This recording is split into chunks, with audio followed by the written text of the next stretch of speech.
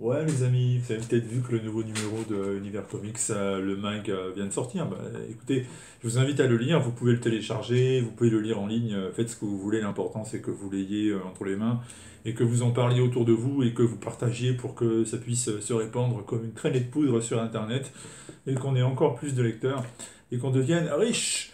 Enfin bon, le truc c'est que comme c'est gratuit, que vous soyez 100, 1000 ou 10 000, ça va pas changer grand-chose. Par contre, voilà, c'est toujours bien de savoir que ce qu'on fait est apprécié.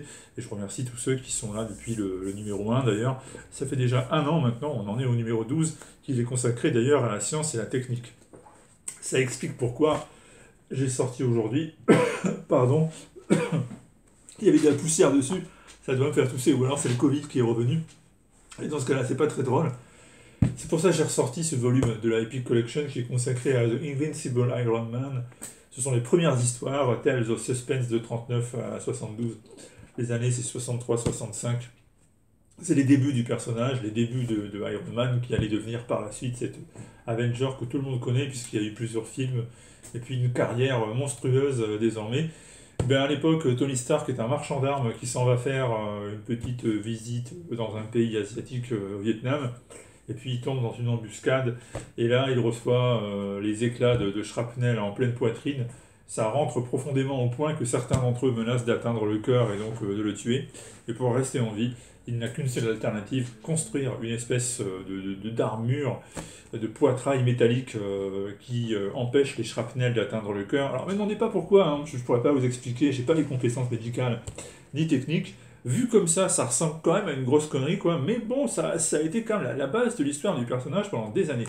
Et je dis ça comme ça parce que il faut savoir que pendant des années et des années, en fait, la série Iron Man se résumait à un personnage qui rechargeait son armure sur secteur. Alors, c'est pas des blagues, il y avait une prise régulièrement. Et s'il rechargeait pas son armure sur secteur, eh bien, tout simplement, il faisait un arrêt cardiaque. Donc, on voyait régulièrement Tony Stark s'effondrer au sol. Il commençait à suer à grosses gouttes. Regardez là par exemple, hein, je voyais une page au hasard, on le voit là en bas, il est en bien mauvaise posture, non pas parce qu'il a été vaincu par un ennemi, mais parce qu'il n'y a plus d'électricité dans son armure et donc son cœur risque d'être atteint, et donc ça risque d'être la fin du personnage. Alors au départ il a une armure grise, ensuite il la transforme en une armure de couleur or, parce qu'on lui fait remarquer que l'armure grise ça fait un peu spectral, et du coup il change les couleurs pour que ça soit plus joli. Puis finalement, petit à petit, on va évoluer vers les couleurs traditionnelles du personnage qui le caractérise encore aujourd'hui. Alors Iron Man, la série dans les années 60, c'est quand même hymne aux Américains, hymne à la capacité américaine d'inventer des armes et de dominer sur la planète. Les ennemis d'Iron Man sont tous des communistes. Alors ça peut être aussi bien le mandarin, par exemple, les communistes chinois, comme ça peut être des Russes. On a la Dynamo Pourpre, par exemple, où on a également Natasha Romanoff, la veuve noire, qui fait ses premières apparitions dans les pages de Iron Man, ou plutôt Tales of Suspense, et à l'époque, elle n'est pas gentille, c'est une espionne soviétique qui est envoyée justement pour mettre fin au commerce et aux inventions de Tony Stark. D'ailleurs, cette veuve noire, on la retrouve là avec son costume de l'époque. Elle est tombée amoureuse de Hawkeye, œil de faucon. Et elle est quand même bien potiche hein, par rapport à ce qu'elle est devenue aujourd'hui. C'est une vision des femmes qui est assez stéréotypée pour l'époque. Là aussi, ça va beaucoup évoluer. Alors, il y a plein d'histoires qui, lorsqu'on on les relit avec le recul de quand même 40 ans, voire même 50 ans, voire même 60 ans, sérieusement, c'est limite illisible, tellement c'est bête dans la dynamique. Alors vous avez un Iron Man qui est bourré de transistors, qui fait sortir un tournevis d'un de ses doigts et des patins à roulettes de ses pieds, ça c'est ce qu'il sait faire de mieux en gros. Vous avez des ennemis complètement absurdes, là vous avez un épouvantail, donc voilà, sorti de Dieu sait où. Vous avez des trucs comme ça à chaque page, des personnages qui sont vraiment rien à dire. On sait même pas comment ils peuvent tenir plus qu'un round avec Iron Man. Enfin, aujourd'hui, face aux Vengeurs en armure, ils tiendraient une seconde, 2 secondes. Mais à l'époque, ils réussissaient limite à le vaincre. Iron Man se faisait battre par un peu tout le monde. Donc chaque méchant Regardez là, je vais vous présenter The Melter. Chaque méchant, aussi ridicule soit-il, parvenait à mettre Iron Man dans les cordes. C'était incroyable. C'était toujours un peu la même dynamique, hein. Iron Man est battu par un ennemi qui réussit à user sa résistance. Il est au bord de la crise cardiaque, il faut qu'il recharge son armure. Le temps de trouver une prise, il fait un arrêt cardiaque. En plus, il faut qu'il se cache parce que sa secrétaire, Pepper Potts, dont il est secrètement amoureux, et qui, elle, est vraiment amoureuse de lui, hein. Il ne faut pas que Pepper Potts découvre qu'il est Iron Man, donc du coup il fait ça en douce, discrètement.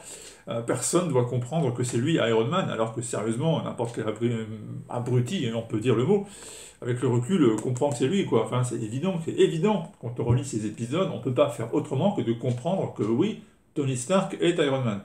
À l'époque, personne n'a compris. Ni Pepper Potts, la secrétaire, ni Happy Hogan, qui est un peu son homme à tout faire. Il tire toujours la tronche, c'est pour ça qu'on l'appelle Happy. Lui, par contre, il va réussir à sortir avec Pepper Potts. Du coup, Tony Stark, il est triste parce que lui, c'est ce qu'il voudrait bien faire.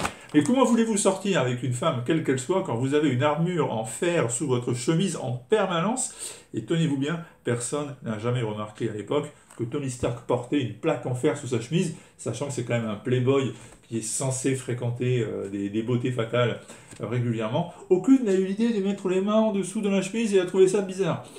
Bref, c'était quand même très what the fuck. Euh, il faut s'accrocher pour relire tout ça et y croire.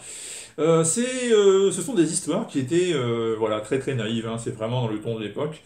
Alors, généralement, Stan Lee écrivait le scénario, hein. Il écrivait la trame de l'histoire, et puis après, il y avait d'autres scénaristes qui étaient chargés de rédiger et d'aller jusqu'au bout. Et puis Don Heck, c'était l'artiste qui a dessiné le plus d'épisodes. Don Heck, donc, écoutez, c'est le style de l'époque, hein. Là aussi, on est dans une manière plus ingénue de dessiner et de représenter les personnages. Alors, à qui ça peut plaire ça? Aux archivistes, aux historiens, à ceux qui aiment les comics d'autrefois. Et je plaisante, hein, j'aime bien un peu appuyer sur les défauts d'alors, mais c'est vraiment historique. Et à relire, ça peut être aussi drôle, intéressant et pertinent pour comprendre comment les choses évoluent. C'est un monument d'histoire, ce volume 1 de la série Iron Man Epic Collection. Puis en même temps, c'est quand même franchement drôle pour les tas de raisons que je vous ai citées. Voilà, c'est tout pour aujourd'hui. Vous filez tout de suite, pas dans votre chambre, vous filez lire la revue Univers Comics Le Mag. Elle est sortie en commentaire, je vous mettrai les liens et tout ce qu'il faut. Ciao, ciao.